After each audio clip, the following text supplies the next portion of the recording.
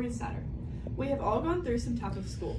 Whether it be college, high school, we've all had classes, we all know how that goes. How much of it is truly beneficial for the future? If you really think about it and sit there, how much of it do you continue on with? How much of it affects your career? They're basically throwing us out to the wolves. They teach us knowledge on how to pass a test, but no knowledge of life. Again, how much of what we learn truly benefits us? We waste so much time in school. 5 days, 8 hours a day for 12 to 13 years. If you really think about that, that's almost, with college, could be a quarter of your life. I'm going to discuss why society needs education about real life. My first point, I watched a TED Talk on this, and he talked about how we were trained to be workers, which is kind of true because we just follow like instructions, and that's kind of all we're learned, and it limits our creative mindset. His name was Ted Dinter-Smith.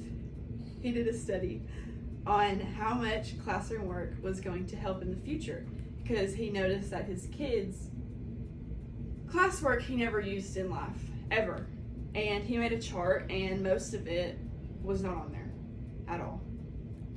Because really, in reality, even though people say we need math, and of course we need basic skills, most of it, though, is not actually going to benefit us, and some people learn in different ways. He also talked about how a girl that was a dancer learned she had a different way that she wanted to be successful. And, of course, the basic English and math wasn't going to help her be a dancer.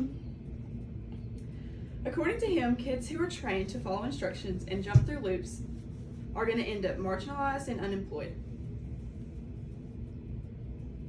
We are meant to like the idea of a routine, because every day they want us to go to work and they want us to do the same thing every single day, just like school. We're limited to our creative minds. The second thing I'll be talking about is standardized tests. For almost any college or even to advance in a grade, you have to pass a standardized test. All of these are timed. And if you don't pass these, you're kind of considered dumb and you can't really move up to your grade, which is understandable because there has to be something that lets you move up, but sometimes kids learn in different ways and it doesn't necessarily mean they can't be successful. According to prosandcons.org, standardized tests only determine which students are good test takers but offer no meaningful research on how they would learn. And that actually is hard for me because when I take the ACT, I have a very, very, very bad ACT score. And that is because it's timed and you don't have enough time to do it. And some kids are not good at test taking and they don't do good tests in a cut down time. My other main point is the classes that we need. Most of us don't know how to change a tire or do certain things that if we were left alone, we would be in a bad situation.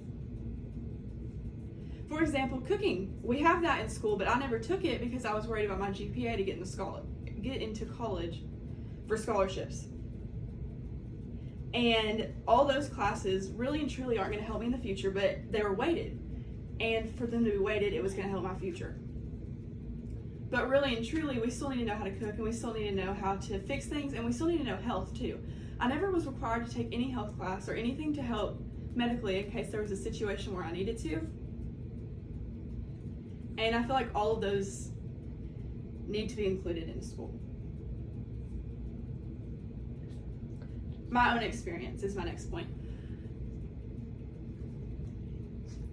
In school,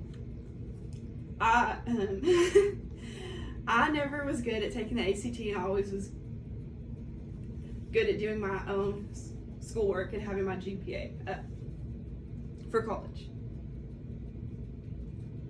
And that doesn't actually help you get scholarships. Even though I was in top 10, it didn't matter. I couldn't get any scholarships because I wasn't good at test taking, and that really shouldn't limit a kid.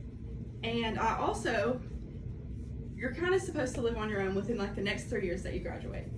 And I'm not going to know how to change a tire. I'm not going to know how to fix things mechanically or do anything. For the future, there's actually in Ashdown, they are making a 45-minute class, and it's supposed to be on real life skills to help kids learn for the real life. To sum it up, learning skills at a young age prepares us for something crucial in adulthood.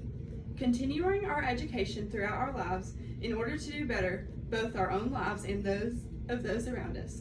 Society needs education to prioritize life skills and help young people up for success. Standardized tests and the conformant to learning the way school systems want us to will not help us to be successful. We should be able to leave education knowing we could be successful in areas beyond just passing and receiving a degree.